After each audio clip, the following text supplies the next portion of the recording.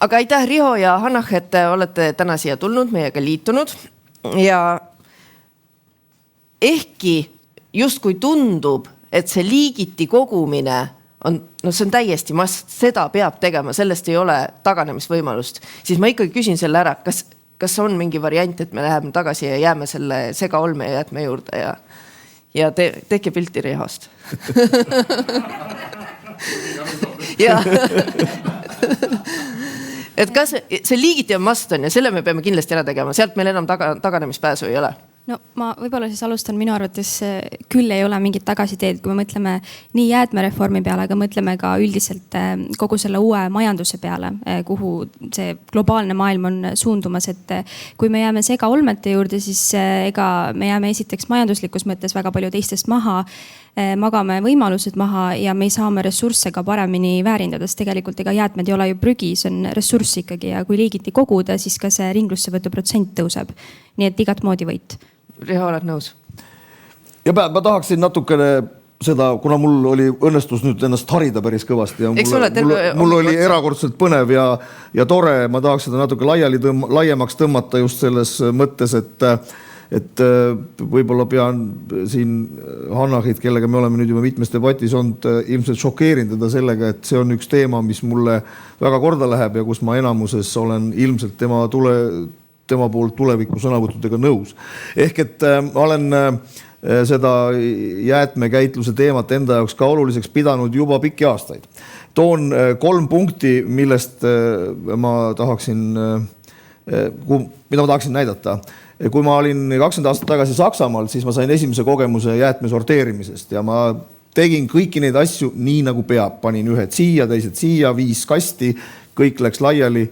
Tulemus, ükskord tulin päeva ajal koju ja see auto, mis neid prügi ära vedas, see kallas kõik need prügid ühte konteinerisse. Nii, mis aastal see oli sul? 2001. Ja siis ma küsisin, et miks nii? Siis ta ütles, et see on nii keeruline neid puhastada, et neil on lihtsam see kokku valada ja niikuinii läbi sorteerida. Lihtsalt me ei saa ju jääda selle nüüd juurde. Vahepeal läks ju aastaid mööda. Siis läks aastaid mööda ja ma sattusin erinevatesse maailma paikadesse Aafrikas, Afganistanis, Iraagis ja nii edasi. Ja Aafrikas Bangist paarkümmend kilomeetrit väljas avastasin ma täiesti puhta, üldse prügi ei olnud. Mõtlesin, kurat, nii ilus, kuidas see võimalik on? Selgus, et maailma vaesemas riigis lihtsalt mõne koha peal ei teki prügi, sest nad on nii vaesed. Sellest rääkis Heido Vitsur meile. Sinna me ka tagasi ei taha, ilmselt. Nii.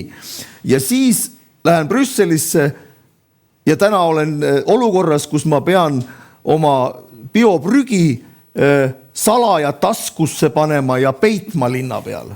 Sellepärast, et süsteem on lihtne, mitte isegi linn, vaid iga linna osa on eraldi teinud aja, millal ta korjab ära prügi, mis jagatakse kilepakendite, mis on erinevat värvi. Sa maksad selle prügikäitluse kinni, ostes neid kilekotte. Oranž, koolane, roheline, kõik on õige. Aga neid võetakse ära ainult ühel päeval nädalas, ühel kellaajal. Ja kui ma sinna ei satu selles vahes, siis ma pean oma bioprügi jätma nädalaks või 2 oma sinna koju. Või tänavale, mis ei ole ka kena aine. Ei, tänavale tohi anda. Ei tohi panna, ainult ühel kellaajal tohib panna, ühel päeval, ühel kellaajal tohib panna, kui sa seal selles olukorras satu ja ühtegi muud prügikasti ei ole. Ehk et käin oma selle 3 banaanikoorega mööda linna ja püüan seda kuskil panna. See ei ole ka lahendus. Nii, et tegelikult on vaja leida päris lahendusi. Belgia praktikaid me ei võta. Belgia praktikaid ei võta, aga lihtsalt see, ütleme, see sorteerimise lahendus on vajalik, tuleb teha, aga kuidas, see on kohalik omavalitsus. Aga minu jaoks on palju suurem probleem, mitte see olme prügikäitlus, vaid see suure prügikäitlus, see tööstusprügikäitlus. Me rääksime siin põllumajandusjäätmetest ja siin ma olen kokku puutunud Euroopa Parlamendis, ma alati küsin inimeste käest, kui ma ei oska ja ei tea. Ja Ragnar Sels tuli minu juurde, on siin keegi Ragnar Sels, et meil oleks vaja nüüd, et te aitaksite põlevkivi tuhast midagi teha. Ja räägiti ära ja ma olen jumala rahul, ma mõtlesin, et nii äge asi. Põlevkivi tuhk, eraldatakse sealt kaltsiumkarbonaat, see on see, mis pannakse ebapiima sisse või nende igasuguste mittepiimaste jookide sisse, et ta valge oleks, ma ei tea, miks me seda tahame, aga igal juhul seda on võimalik sinna sisse panna. Jube hea idee, et kuidas saaks Euroopa Liidust toetust. Selgub, kuna seal on sõna põlevkivi sees, toetuskõlbulik ei ole.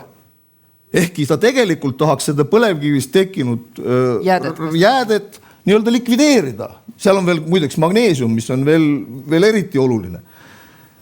Ei ole sellist lahendust ja ei taheta ka, aga samal ajal Euroopa Parlament arutab, kui palju jänesekõrvade ümber peab olema vaba ruumi selles šokolaadikarbis. Ja me hääletame seda suisa. Ja Riho, aga see ongi selleks, oled ka sa sinna Europarlamenti saadetud, et sa siis räägiksid neile, kuulge, see on jääde siin on lihtsalt väikest jaaduke. Aga keskkonnakomisjonis ei ole ühtegi eestlast, nii et mina tegin põllumeestega ja seal ma olen põllumeeste poole peal. Aga jäätmemajanduses ma arvan, et me peame palju tegema ja minu arust on seal põhiline probleem see, et me toodame asju, mis on jääde. Minul on teine iPhone. Ja, teine iPhone. Esimene oli iPhone 3, nüüd on iPhone 10, mõlemad umbes 8 aastat ja ma tahaks sellega edasi minna. Ma ei saa, sest seal enam midagi ei tööta, eks. Aga ma tahaksin. Ma olin harjunud Nokiaga, mis oli mul nüüd minu pesumasin läks katki. Ja kohale tuleb inimene, kes ütleb mulle, et lihtsam on osta, kui ära visata. Aga ma ei taha. Aga need on... Ja siis ma maksan 400 eurot paranduse eest, 600 eurot saaksin uue masina. Jaa, aga selleks me olemegi siin täna. Informeeritus. Just. Inimestega rääkimine. Et asju remonditakse, aga ma mõtlen, et sa nii mugavalt hüppasid üle sellest küsimusest, selle liigiti prügi kogumine kodudes ja kontorites. Ei, ma ütlesin absoluutselt kindel. Absoluutselt tuleb teha, aga tuleb teha nii, et sellest on ka siis pärast mingi kasu ja sellest tehakse mingit lisaväärtust toodetakse. Okay, et ei saa olla niimoodi, et lihtsalt jagame ära ja siis lõpuks läheb kõik ühte, sest keegi paneb ketšupit Coca-Cola pudeli sisse või midagi sihukest. Väga hea, see on kusjuures väga hea näide selles mõttes, et see prügi liigiti kogumine, see tähendab, et inimesed hakkavad palju rohkem väärtustama seda, mida nad ära viskavad. Teadlikkus. Kui sul läheb ikkagi see hakkliha apuks on ju, viskad koos pakendiga ära, ei pea seda lahti tegema, sa kordagi ei mõtle selle peale, et siga suri. Aga kui sa pead lahti tegema, siis sa lihtsalt ei osta asju rohkem. Sa ei lase asjadele apuks minna. Belgias muidugi trahvitakse, kui valesti kasutad. See on nagu kindel. Isegi kui sul panna kuskil üle, siis sa trahvi ikka. Aga võtamegi selle inimese tasendi nagu hakatuseks on ja, et see peab hakkama seal kodudes ja kontorites kohe seal, kus prügi tekib on ju. Et kui praegune jäätmereform näeb ette, et kui sa segaolme jäätmeid jätkuvalt paned on ju, et siis sa pead hakkama 12 eurot kuus maksma. Kui sa sorteerid, maksad 3-5 eurot kuus, kui ei sorteeri, maksad 12 eurot kuus prügi eest. Kas see on see valu läbi, mis tegelikult inimest mõjutab? Sest nagu me teame, raha paneb asjad liikuma. No ma arvan, et majanduslik motivatsioon on väga oluline. Kui ma mõtlesin ma elan korteris selle kommunaalarve peale, siis mul on isegi vist porivaipade puhastus maksab rohkem kui siis jäätmete vedu. Et see on nagu natukene naljakas minu arvates ja meil sorteeritakse tegelikult päris hästi, aga tuleb ka seda, et jällegi mina olen väga tubli ja viks ja viisakas olnud ja siis vaatan, mis seal konteinerites on.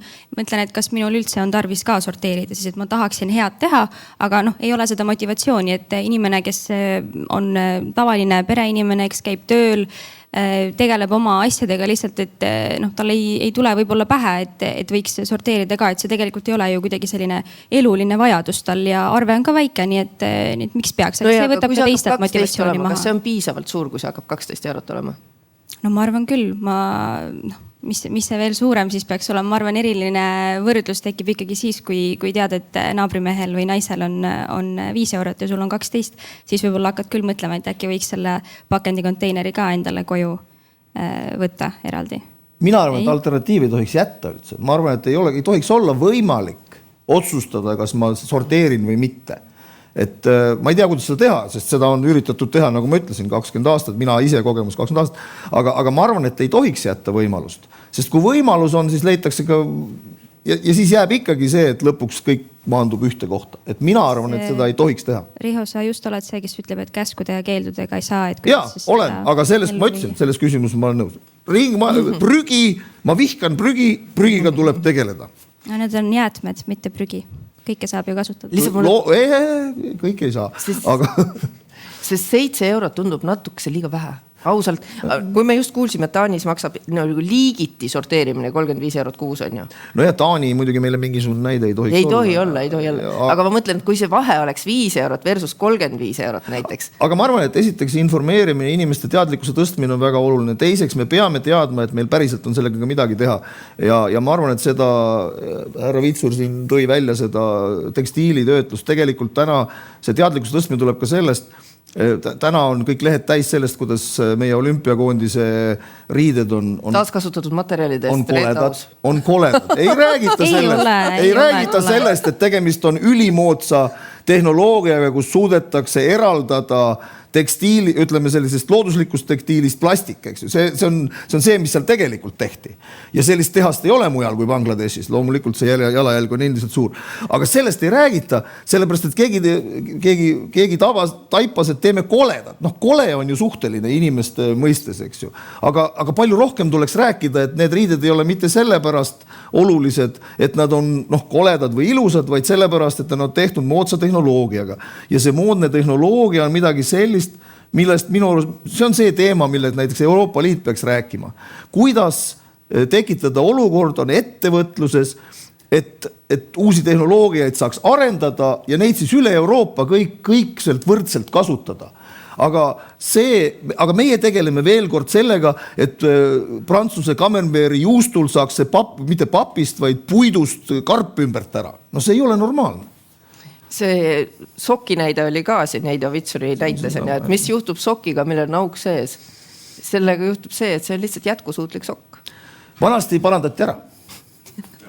No, ma tegelikult selle arve kohta veel jäätmeveo arve kohta, et ma arvan, et kui see täna on kõikidele selline 2-3 € ja siis ikkagi ta osadel inimestel hakkab olema 10 või 12 €, see on oluline muudatus juba, mille abil saab seda süsteemi ka paremaks teha. Et täna meil ei ole võimalik seda süsteemi parendada nii väikese rahaga. Ja ma arvan, et ühiskonna vastuvõtlikkus selle osas, kui see tasu oleks 35 €, mina seda küll ei tahaks kuidagi selgitada või niimoodi reklaamida. Ja ma mõtlen, võtame selle näite, mis meil oli kilekottidega. Me tahtsime, et inimesed ei paneks kilekottidesse asju, kui nad poes on. Et need väikeseid kilekotte võiks hakata maksustama. Seda jätkuvalt ei tehta. Kui sa võtad banaani seal poes juurviljaletist, siis sa ei maksa selle kilekoti eest ju eraldi. Ikka on paljudes poodides minu arust. Biolagunavist ei maksa. Või siis sa võtad kassas sealt mingi 40 senti. Saad aru, see on nii väike, et kõik kohad on kilekotte jätkuvalt täis. See 10 senti 47 on lihtsalt nagu nii madal. Pole nagu mõtet üldse hakata kassast läbi lööma. Mul ei ole seda numbrit kahjuks, aga ma tean küll, et minu arvates Rimi oli esimene, kes selle muudatuse tegi, et muutis tasuliseks need väikesed kilekotid. Ja see ei muutnud tarbimist, sellest ma räägin. Aga väga palju muutis. Väga ikkagi mitusada tuhat väikest kilekotti minu arvates mingi aasta lõikes jäi ostmata ja lisaks ka veel need papist või ma ei tea, paberist need kilekotid, kus oli see kilest aken. Et need võeti ka ja sellega hoiti ka väga palju oluliselt kokku. Et tegelikult on tehtud selliseid väikeseid asju küll. Võtame küsimuse. Ja, ma küsin siukse intrigeeriva küsimuse, et kuidas tundub, et Rihole natuke toetuseks, et vaata, kui seda jäädet sealt kodu juurest ära ei viidaks üldse, siis kui see on nagu ei ole nõuetega sealt sorteeritud, et nagu liigiti kogutud, et kas see võiks olla motiveeriv, et nii kaua maksad ikka, aga jäädet ära ei viida ja et kaua sa siis teed endale lõpuks siis Napoli või mis me siis teeme, eks Jah. Kuidas see mõte tundub? Seda olen ka kogenud, Kölnis oli ka prügivedajate streik 3 nädalat. See on üsna efektiivne meede, ütleme niimoodi teatud mõttes. See oli küll streigi mõistes, aga kas nii ekstreemseks tasub minna. Aga kindlasti tuleb seda käitumist kuidagi suunata. Mina ikkagi arvan, et haridusega, sellest rääkimisega, rohkem rääkimisega ja kui vaja, siis ka rahaliselt. Jah, ma ikkagi arvan. Kai küsimus. Mul on selline küsimus. See on minu kui Ragn-Sellsi juhi ja kui kliimaseaduses, siis kliimanõukogu liikme arusaamine, et tegelikult meil on Eestis üks fundamentaalne väljakutse, et tegelikult ringmajandusest kui sellisest. Me ei räägi siin ainult jäätmete käitlusest, vaid ringmajandusest tervikuna. Ehk et sellest arusaamine on tegelikult praktiliselt olematu. Et minu küsimus võib-olla teile kui erakondade esindajatele ja Hanahile kui Riigikogu esindajad, kuidas me saaksime parandada meiega riigi esindajate ja poliitikute aru saama sellest, et mis üldse on ringmajandus, mida tegelikult peab tegema, et jäätmed on siin tegelikult see kõige lõpp. Ja ka seda me saame selgitada, ma arvan, et mis meil teha vaja oleks selleks, et see ringlus sealt edasi läheks. Aga me peaksime alustama sealt nagu sellest esimesest otsast. Me oleme siin maininud juba parandamist, me oleme ilmselt rääkinud siin erinevates viisides, aga tervikuna sellest nagu selline arusaamine puudub, et kui te vastaksite, et kas meil on ringmajandusettevõtetena võimalik teile midagi teha selle heaks, et sellest teadmine tõuseks? No, mina arvan küll absoluutselt, ma olen nõus ka sellega, et Eestis mitte siis kas keegi, kes töötab Riigikogus, vaid ka lihtsalt tavaline inimene, eks ju, arvab, et ringmajandus on puhtalt jäätmekäitlus. Tegelikult see nii ei ole, et ringmajandus on ikkagi majandusmudel, mis võimaldab ressursse paremini kasutada, seob selle majanduskasvu lahti esmase toorme kasutamisest, see on ka Euroopa Liidu roheleppe üks alus tegelikult. Okay, seda me teame. Küsimus oli, et mida me siin... Mina arvan sellised kohtumised huvigruppidega ikkagi ja huvigruppide enda ka selline surve ikkagi poliitikute poole, et see ringmajanduse toetusrühm, mille ma Riigikogus asutasin, ma arvan, see on üks hea näide sellest, et kui suur tegelikult on ettevõtjate huvigruppide huvi poliitikutega suhtlemise vastu, lihtsalt ise poliitikud peavad ka vastu tulema ja seda huvi üles näitama. Et täna see jäätmereform, nüüd on jälle selline kuum teema, kõik tahavad sõna sekka öelda, me arutame seda igal pool, aga me oleksime võinud seda ka ju 5 või 10 aastat varem teha. Et see tegevusetus on olnud probleem minu arvates küll. Mitmes kohas oled käinud ja rääkinud ringmajandusest? Oma fraktsioonis väga tihti. Meil okay, on ma sain aru, et on mingi tohutu, inimesed tahavad kuulda, mis asi see ringmajandus on. Toetusrühma mõtlesin.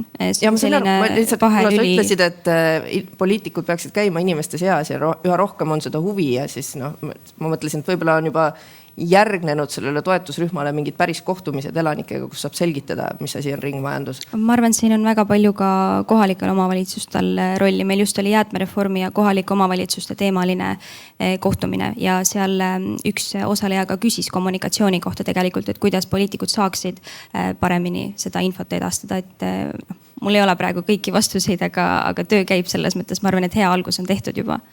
Riho, tahad Kai küsimusele vastata? Ja mina olen algusest peale, kui ma Euroopa Parlamenti juba kandideerisin, üritanud lähtuda põhimõttes, et kui ma ei tea, siis ma küsin nende käest, kes teavad ja olen täpselt samamoodi käinud seal Ragnar Selsis, Eesti Energia erinevates kohtades, kus kõik see jäätmemajandus ka toimetab. Ju tegelikult see, ütleme, ka energiatootmine jäätmetest on ju üks väga eraldi teema.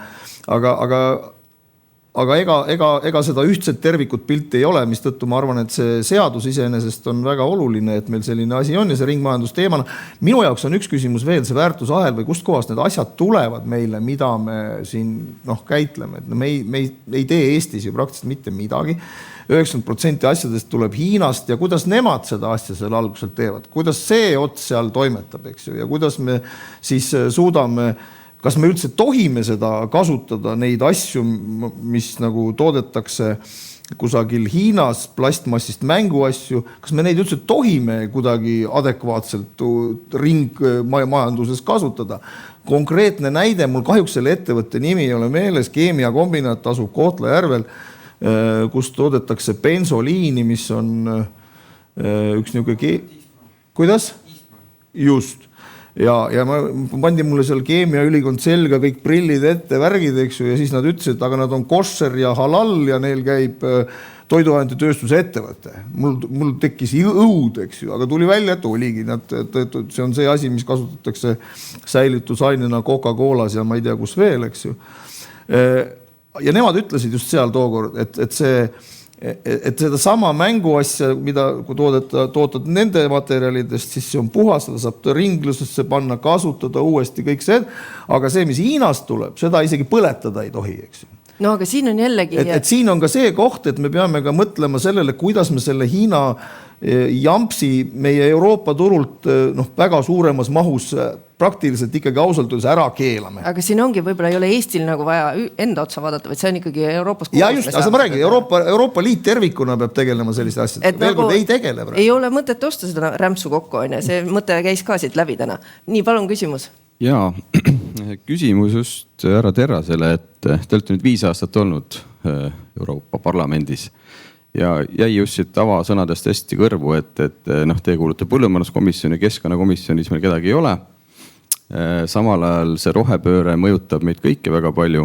Ja minu küsimus on see, et kui palju üldse on hääle jõudu, et Eestis sellised unikaalsed asju, mida mujal ei ole, nagu esile tuua, et pigem nagu siis ikkagi soodustada nende ringmajanduslahenduste tekkimist Euroopa tasandil. See oli hea näide, et kaltsiumkarbonaat, et põlevkivi, kohe oli punane rätik, aga kes siis nagu tegelikult võiks sellest seista, et see tegelikult näeks kui ressurss ja me ikkagi saaks toetust? Täitsa õige küsimus, ega peab leidma, tähendab, seal on niimoodi, et kui sa oled üksi, siis pead leidma koalitsioone või tähtsaid inimesi, kes seal kaua olnud on ja kelle sõna kuulatakse. Eks mina olin ma küll keskkonnakomisjonis ei olnud ja põllumajanduskomisjonis asendusliikme, aga tööstustehnoloogia komisjonis on selline tähtis persoon nagu koordinaator, inimene, kes nagu vastutab kogu fraktsioonis selle konkreetse valdkonna eest, eks ju. Ja siis me tegime Ragnar Selsiga, tegime kohtumise, kus nad siis rääkisid oma nagu uues moodsatest tehnoloogiatest, sellest samast. Ja siis küsid nagu nõu, et mis siis on. Ma ei tea, ma isegi küsiks proua Realo käest, et mis sellest saanud on. Et kas sealt läks mingi samm edasi või põlevkivist ei tehta veel piima. Enda lihtsalt huvitav teada. Ragnar Selsi projekt läheb edasi, me tegeleme hetkel sellise demotehase ehitamisega, aga tõepoolest see probleem, millele te viitasite, et kuidas saada toetust olukorras, kus tegemist on põlevkivituhaga, tegelikult probleem ei ole niivõrd selles, et on põlevkivituhk, kuivõrd see, et meil on selle toote valmistamiseks vaja siduda CO2. See toode on äärmiselt CO2 mahukas, mis tähendab, et ta võtab enda sisse CO2 rohkem, kui see protsess emiteerib. Ja võiks olla tegelikult ka Eesti CO2 eesmärkide täitmiseks äärmiselt oluline.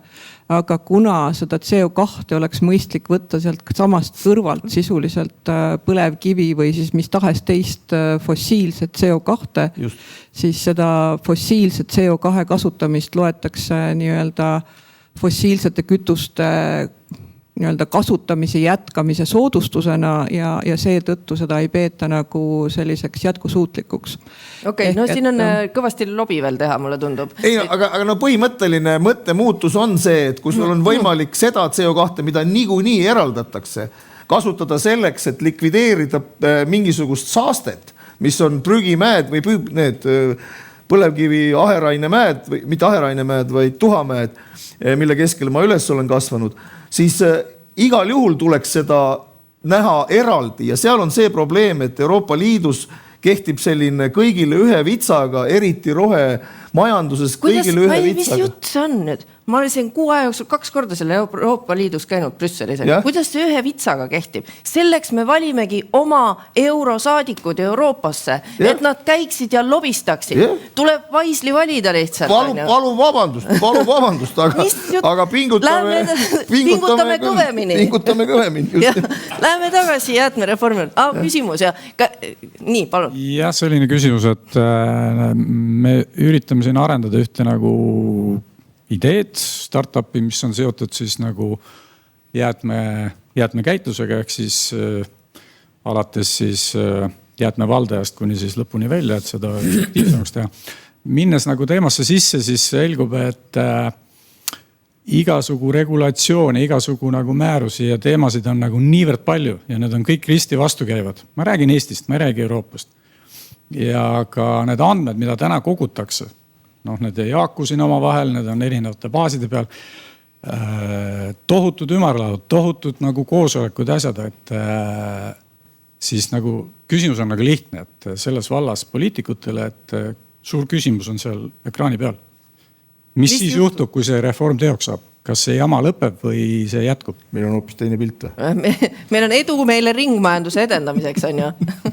See on natuke vastus sellele küsimusele. Aga päriselt. Ma ei näinud seda. Mis juhtub, kui jäätmereform saab teoks? Et kas juhtub midagi hirmsat? Annas küll sõna, ma siin... No hirmsat küll mitte. See ongi selle reformi eesmärk, et kõik läheks ju paremaks. Et eks see töö käib selle nimel, et see jõuaks Riigikokku, siis seal hakkavad veel eraldi arutelud toimima, et ma arvan, see läheb ilmselt keskkonnakomisjoni, võib-olla majanduskomisjonist käib ka läbi, oleks loogiline, aga eks sealt tulevad ka veel ettepanekud ja kui neid ettepanekuid, ideid on, siis need võib ju alati edastada. Aga ma korraks repliigi korras Rihole, et sa ütlesid, et meil Eestis siin ei tehta mitte midagi. Ma ei saa sellega üldse nõus olla.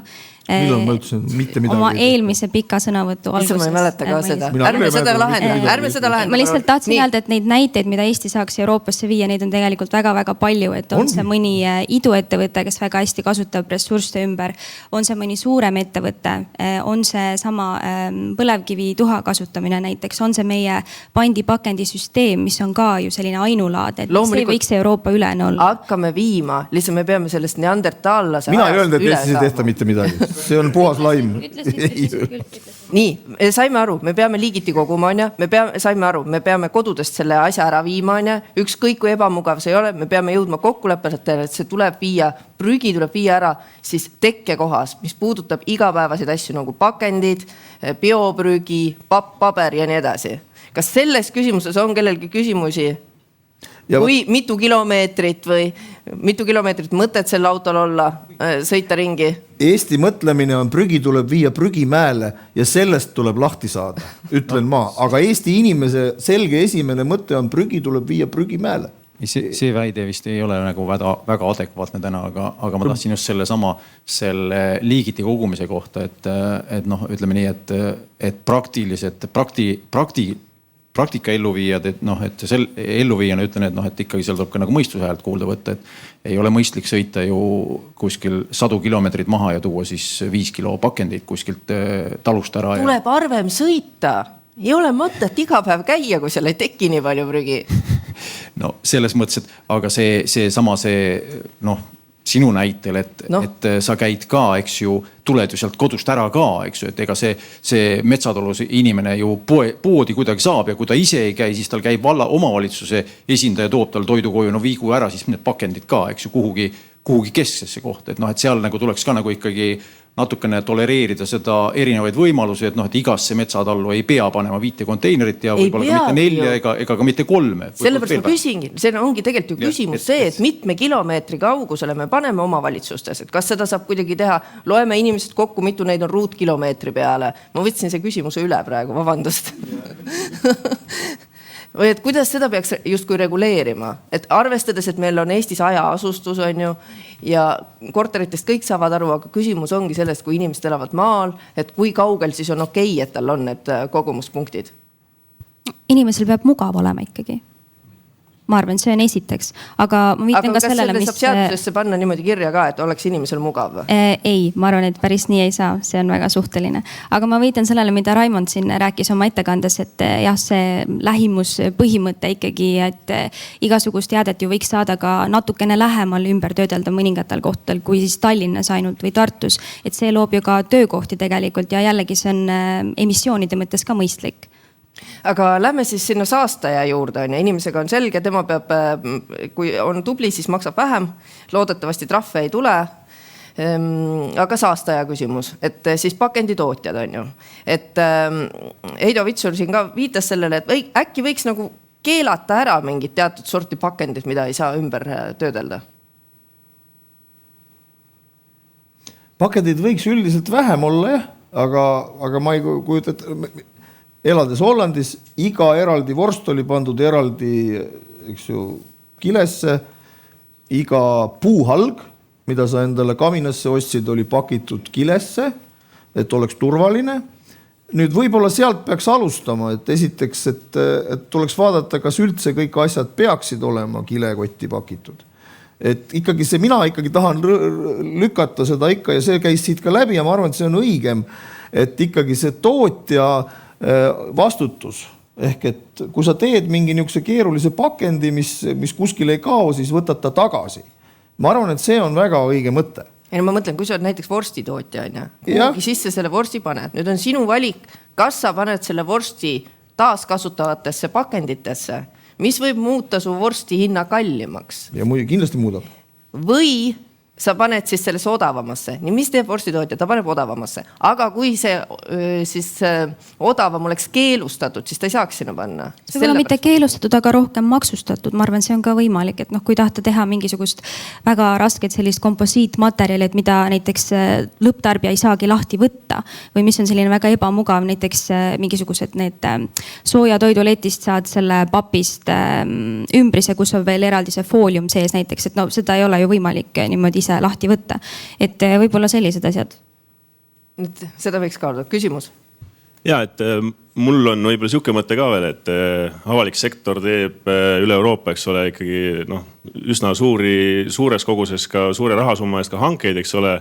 Et siis üks võimalus, kuidas seda ringmajandust ikkagi toetada, kindlasti on oluline see, et siis kas seal luua mingi punktisüsteem, et oleks eelistatud need hankeosad, kus on kasutatud siis teisest tooret, ehk siis taaskasutatud materjali, et siin Eestiski näiteks, kui Kliimaministeeriumi hoonet ehitada, eks ole, et teoorias, eks ole, võiks ju sinna mööblit, mis on siis parandatud hankida, eks ole, et selliseid eelistusi kindlasti võiks ju Eesti poolt ka Euroopasse viia, et see avaliku sektori hangete ülesehitus toetaks siis seda sama majandust, mida me siin ringi üritame ajada. Sa mõtled siis protsendijääde, nagu on protsendi kunst olemas? Selles mõttes see on väga tehniline, kuidas seda ehitada, aga igal juhul see nii-öelda suur plaan võiks olla ju see, et eelistatud oleksid hankes need osad või siis saaks mingisugused lisapunkte, eks ole, kus on siis ringmajandusmudelid kasutatud. Et ei oleks võetud kõige odavam, vaid kõige jätkusuutlikum? Jah, mitte iga hinna eest kindlasti seda teha ei saa, eks ole, et kui hinnavahe on 10-kordne, et siis paraku võib-olla seda hanget teha ei saa. Aga ikkagi sellised eelistused tuleks luua, et siis seda ringmajandust toetada. Ja kliimaseadus, mis nüüd sügisel peaks Riigikokku jõudma, sellele tehti uus selline tutvustus ühele osale siis vähemalt ja see sätestas ka, et 25% riigihangetest peaksid olema jätkusuutlikud. Ma nüüd seda konkreetset aastat ei mäleta, aga ma arvan, see protsent võiks loomulikult suurem olla, aga riigihangetel on väga suur roll. Aga nii palju kui mina ja olen ju kantslerina ka selle riigihangete teemaga väga tihedalt tegelenud, nii palju kui mina aru saan, see riigihanke seadus ikkagi Eesti riigi positsioon on see, et võtame kõige odavama, mitte kõige mugavama, kõige parema, kõige ilusama või kõik mis edasi, vaid kõige odavama kahjuks. See peaks muutuma, aga praegu täna ma ei näe, et see muutuks, sest me oleme kõik hanked on surutud niimoodi selle hinna sisse ja tihti ostame asju, mis ei ole küll meile sobigi üldse, aga vähemalt on odav. Ehk et selles mõttes seal tuleb tõesti muutus teha ja ma olen nõus, et kui kliimaseadus seda adresseerib, siis see oleks ju tore. Ja ikkagi see inimeste käitumine ka, et kas me oleme nõus, meie, kes me läheme siis sinna värskelt valminud Keskkonnaministeeriumi hoonesse, kus on parandatud taburetid. Mis meie suhtumine sellesse siis on, kui me sinna ette ei tee väga tõsist informatsioonitööd inimestega, ei muuda inimeste mõttemaailma, siis nad ütlevad, et näed, vaata, nad ei suuda isegi korralikku tabureti endale muretseda. Ma tootja vastutuse osas tahaksin natukene veel rääkida, et Riho viitas siin ka, ma olen täiesti nõus sellega, et tootja vastutus peaks suurem olema. Täna see vastutus on jällegi lõpptarbija käes, et on see tehnika, on see tekstiil, on see mis iganes jääde, siis meie ülesanne on vaadata, kuhu me selle viia saame, kas me peame uue ostma, peame otsima mingisugust juhendit kuskilt, et tegelikult see nii ei peaks olema. Ja Riigikogus Keskkonnakomisjonis ja Euroopa Liidu asjade komisjonis me oleme seda tootja vastutuse teemat väga palju arutanud, et nüüd võib-olla Riho oskab kohe öelda täpsema nimetuse, aga Euroopa Liidu poolt on tulemas paar uut sellist määrust äkki, mis puudutavad ka just tootja vastutust, aga mis on probleem on see, et me oleme ju seotud ka teiste turgudega, eks, et me võime siin Euroopa Liidus kõik korda teha, aga küsimus ongi, kuidas me reguleerime siis neid kaupa näiteks, mis tulevadki Hiinast või tulevad Ameerikast e-kaubanduseks, et see pilt on tegelikult väga lai. Ma arvan, Euroopa Liit saab mõjutada küll palju. Minu andmed selle kohta on sellised, et Euroopa Liidus sellega tegeletakse ja et päriselt mõeldakse nagu erinevate asjaolude puhul, et kuidas me teeme nii, et võimalikult palju asju toodetakse siin samas Euroopas ja et kui see Green Dealiga seoses tahetakse elektriautosid saada, et siis kuidas me teeme neid Euroopas, mitte ei ole seal Hiina lõo otsas, on ju. Et muidugi see Green Dealiga natukese on raske siin sõjatingimustes, et aga see on julgeoleku küsimus ka tegelikult, et kuidas meie ise oleme siin majanduslikult kindlustatud, kuidas ja kus me midagi toodame, kui palju me oleme teistega seotud. Et Rihol on üks väga huvitav artikkel, mis puudutab seda, Euroopa Liit järgmises siis parlamendi koosseisus ja komisjoni koosseisus peaks selle Green Deali üldse ära lõpetama või siis lükkama niimoodi vaiba alla, et esmajärgus tegelema julgeolekuga. Julgeolek ja keskkonna ja kliimaküsimused on omavahel ääretult seotud, on see energiajulgeolek, on see mingisugune majandusküsimus, on see toidujulgeolek, et siin ei ole mõtet üldse neid teemasid vastandada ja tegelikult ma arvan, et seda ühisosa on hakanud aina rohkem välja tulema. Me nüüd Rihoga oleme mitmes debatis koos olnud. Eile olin sinu kolleeg Tõnis Lukase ja EKRE-s siis Rain Epleriga. Tegelikult me kõik saame sellest aru, et keskkond on kõigi jaoks oluline. Et siin ei ole mõtet kuidagi konflikti tekitada. Aga muidugi funktsionaalne lugemisoskus on meie noortel inimestel natuke kaduma läinud, sellepärast et selles artiklis kirjutasin mina sellest, et tuleb pidurdada, mitte tagasi lükata või vaiba alla panna, vaid pidurdada, teha mõjuanalüüsid ja siis sealt edasi otsustada.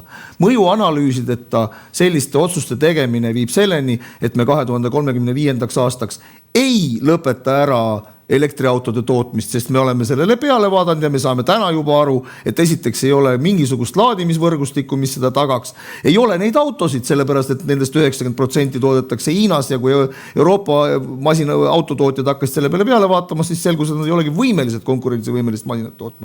Ja kui me tahame jääda konkurentsivõimeliseks, tekitada sõltumatust Hiina toorainest, mis antud juhul on kuni 98%, siis me peame hakkama vaatama just nimelt ringmajandusele ja sellele, kuidas me neid asju, mis meil Euroopas üldse endal olemas on, kaevandada saame või kuidas me suudame saada magneesiumi, liitiumi ja kõiki neid asju nendest asjadest, mis me juba valmis oleme tootnud.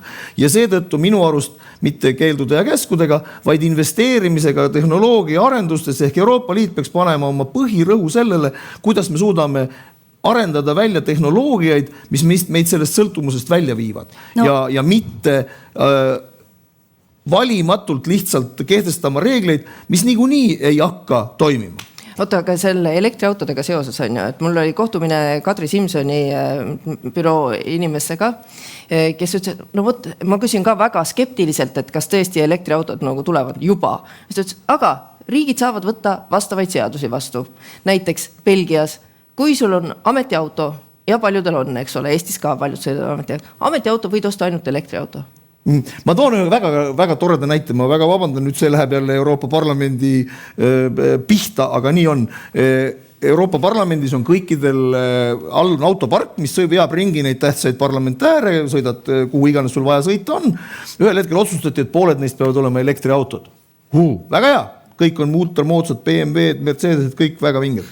Nii, aga kuna Euroopa Parlament paigindab üks kord kuus Strasbourgi, siis läheb kogu see kamp, eks ju, igalühel on oma kastike, kuhu sa oma dokumendid sisse paned ja kõik sõidavad sinna. Sinna sõitsid ka kõik need autod. Siis ühel hetkel avastati, et need autod, mis elektriga sõidavad, need sinna ei jõua. Need peavad tegema 2 peatust vahepeal. Lahendus oli, nad pandi rekka peale ja viidi Strasbourgi. Mis tähendab seda, kui sa ei hinda enne ära, mis sa teed ja pärast siis hakkad tegema. Selle sama elektriautodega on täpselt see sama probleem. Ja nende elektriautode puhul on ju ikkagi veel see küsimus ka, kas nende keskkonna jalajälg on väiksem või pole. Mina seda kuskilt päriselt nüüd adekvaatselt ei ole kuulnud. Ise otsin elektriautot, tahaksin osta, aga kui ma ei saa sellega Riiga ja tagasi talvel, siis ma ei osta. Ja seda elektriautot ei ole olemas. Nii, väga head keskkonna küsimused. Aga läheme nüüd tagasi ringmajandus. Mis saab sellest elektriautost, kui ta vanaks saab? Ja tema hind on aeg on umbes 15 aastat. Kas sa võid ta visata aia taha? Just. Ja ei või. No, siis sõidan parem vana Mercedesega edasi, 8 aastat sõidan edasi. Kuulge, küsimus saali on ja kas Eestis, kes need ettevõtted, kes on vedajad on ja, kas kõik vedajad on juba väärindajad või on siiski osad vedajad on lihtsalt vedajad? Sama mees. Väga hea küsimus, eks ju, aga täna ei ole kõik vedajad, ei ole väärindajad, eks ju, et selles mõttes on ka tavalisi vedajaid. Aga ja isegi ühte ettevõtet täna kuulsin, et on tekkinud juurde vedajaid. Aga kas see on nagu suundumus, paratamatu suundumus, kuhu kõik vedajad peavad minema, et nad peavad hakkama väärindajaks, sest muidu ei ole nagu mõtet? Ei, see ei ole ju paratamatu suundumus. Tegelikult on ju nii, et ega vedajad ju annavad üle jäätmed ja väärindajatele, et ega seal ei ole niimoodi, et otse vedaja ise pea midagi tegema, et üheski hankes tegelikult ei ole see nõutud ju. Et see tavaline loogika on ikka nii, et vedaja korjab inimese juurest kokku, liigiti eraldi, viib siis vastavasse vastuvõtu kohta, kellega tal on diil. kellega tal on kokkulepped ja siis järgides seda, et kes mida teeb sellest, et noh, et kas on siis nagu energiakasutus või on siis midagi muud, eks ju, ja nii edasi, et noh, et mida nõutakse, mida omavalitsus nõuab, et seda tuleb ka jälgida. Et ei ole niimoodi, et vedajad peavad olema väärindajad. Nii et vedajad ilmselt ei puutu nimbidega kokku. Ma tahtsin ühesõnaga selle vestluse sinna nimbide juurde juhtida. Et kuidas siis toimetada nende inimestega, kes ütlevad, oi, et tegelikult ma ei tahaks, et siia tuleks mingi biogaasi tehas või mingi tselluloosi tehas või mingisugune muu tehas. Ma arvan, et neid tuleb viia nendesse kohtadesse, kus need tehased olemas on. Ja ma ise käisin siin selle sama ITRE komisjoniga koos vaatamas seda Soome tuumajaama, tuumajäätmete ladustamise kohta ja siis ühtlasi ka mitmed tselluloositehased ja kõik, eks ju. Seal samas kõrval on mökid, loodus, kõik on rahul ja kõrval on tohutud tehased. Ehk et kuidas soomlased sellega hakkama saavad ja meie ei saa. Ma arvan, et on võimalik nii-öelda tõestada, et see ei ole teile kahjulik, vaid kasulik, aga tegelikult siis peaks kogukond ka sealt selgelt saama mingisugust kasu.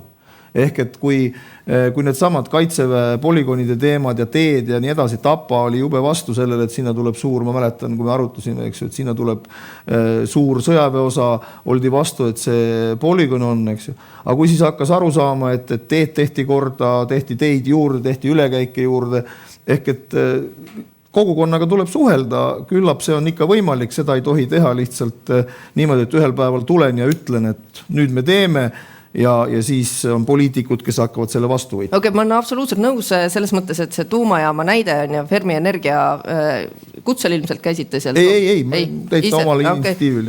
Et see Fermi Energia on selles osas, et mida teha nimbidega nagu absoluutne meistriklass. Võib nendega mõtteid vahetada.